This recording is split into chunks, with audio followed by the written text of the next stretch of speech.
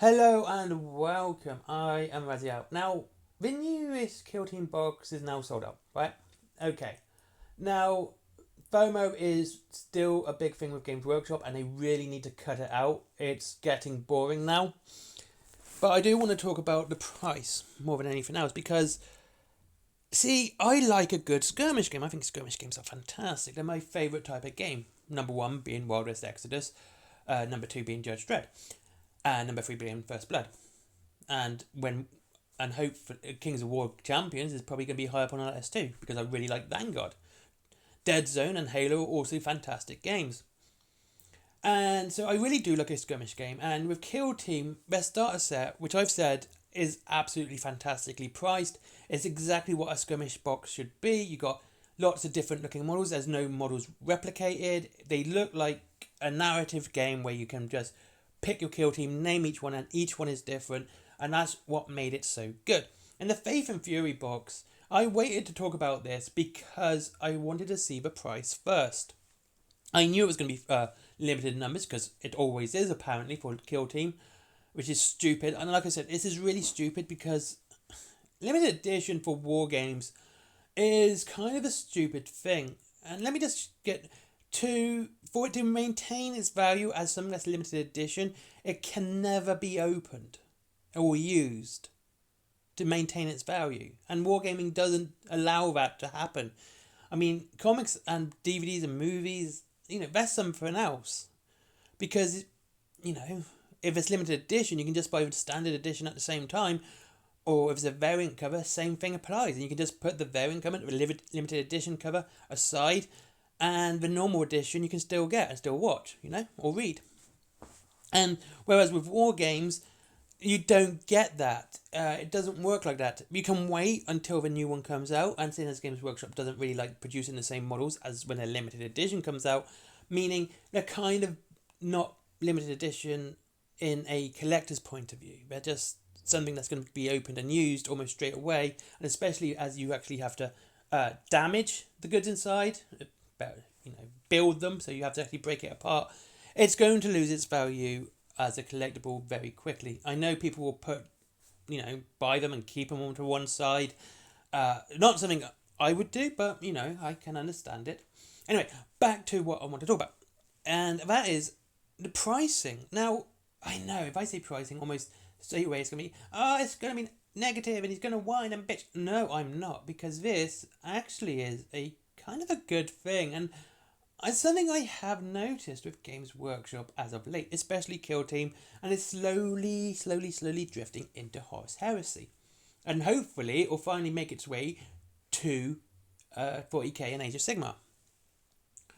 And that is, the prices seem to be dropping. I know that sounds kind of weird for me to say, but it looks that way. Now, the Kill Team starter set is £67.50. It's the second cheapest setting or box because you got 2000 AD with Slain, Judge Dredd, ABC Warriors, etc.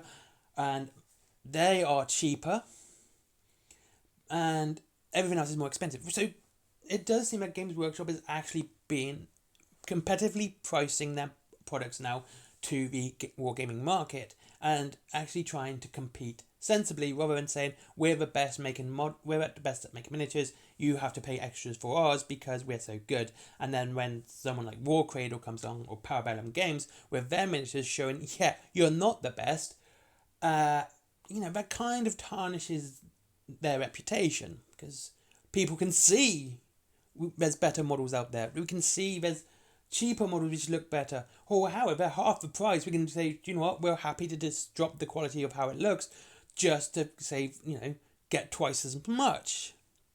And even then, Mantic's models are looking a lot better nowadays than they did 5 or 6 years ago, which again is an absolutely fantastic thing. Talking of Mantic, they got Kings of War Champions coming up. Talk more on that tomorrow. Now, seeing as they're trying to be more competitive pricing, we need to drop the FOMO, but I need to stop that. And when it's £87.50, it's still one of the cheapest wargaming skirmish games out there.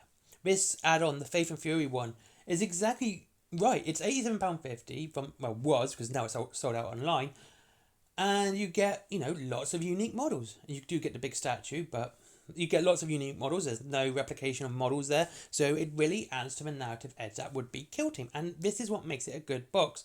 But again, really making it, limited numbers was stupid. And I still don't agree with that. But yeah, the price is very competitive to everyone else. So Wildest Exodus is £95. First Blood is £100. Kings of War Champions is going to be £87.50 as well. So it's really hitting that market price. And the argument that Games Workshop is too expensive kind of loses its edge, because you can say, hang about, it's actually priced within the market range. And again, absolutely fantastic. And I can't disagree with it. And like I said, this seems to be bleeding into Horus Heresy as well. Now, with Horus Heresy and the Mechanicum stuff that's coming out, this is where we're actually seeing the price decrease. It sounds weird to say, but some of the big tanks are, the Land Raider size tanks. Well, not Spartan Land Raider, obviously, but the old Land Raider. So it's not in between Proteus and Spartan size, is cheaper than, that Land Raider. They're about, £57, and that's not something to be sniffed at, seeing as usually something that big from Games Workshop would have been £60, £70. 70 would have been the mark I would have guessed when they were announced. And these are the big heavy support vehicles. The standard infantry is one of the cheapest as well. And then you've got the Thanatar. Now, I've been looking at Mechanicum. See, I've always said about Games Workshop, it's that pricing that has been the biggest issue when it's compared to quality. Pricing over quality and all that. And the Thanatar really kind of sold it to me how much they're lowering their prices. And 2 Thanatar will cost you £126. An Archeon Knight will cost you £125. Points rise, the Thanatar will be, absolutely beat the Archeon. It's more points, and you're paying £1 more. And then, also, they're big models too. They're not small models. These are huge models. I wouldn't say they're quite Archeon size. They're slightly smaller than a Crestorus Knight. So this jump from, these models being about £100 to £125 each to 60, I had this mad because I worked it out, £63 each, shows that Games Workshop are dropping their prices. They're actually lowering them. And this is an absolutely good thing. Now, as much as I've sort of praised Games Workshop because they look like they're lowering their prices, I do have to bear in mind that in the coming weeks, we are, of course, going to see the annual price rise, that 5% price rise that they do every year. And it would be really stupid at this time when it looks like their prices are going down, they're getting competitive, they're competing sensibly in the market, and now they're actually pricing within that index, which is good, to suddenly just drop a price rise for no reason at this time, because it's going to drive people away. People always, when the price rises happen, it always drives people away. It's what happens. People are like, what, now you're too expensive, I'm just going to go elsewhere. And with a company that actually respects me and likes to have a conversation, or actually listens to people. And that's, so if they rise the prices this year, I think this could be the final nail in their coffin when it comes to wargaming. Of course, they still have many other aspects. They've got their media aspect, video games, movies, programs, books, of course. But if they rise their prices one more time, I could see this being a massive hit for them, especially when it seems like they're lowering their prices. Now, that said, I hope they don't. I hope this year is the year that they go, we're not going to rise our prices this year, we're not going to. I hope, but then again, hope floats and it probably never happen. Anyway, what's your thoughts and your opinion on this? And thanks for watching. I hope you're having a lovely day.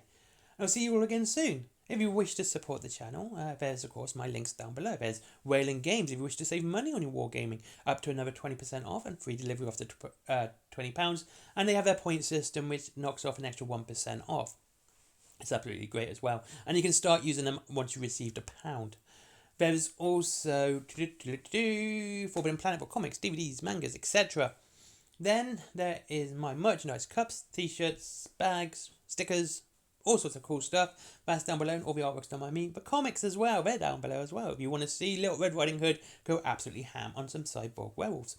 There is also Skyforge, never forget Skyforge. And finally, Patreon, because business. Bye-bye.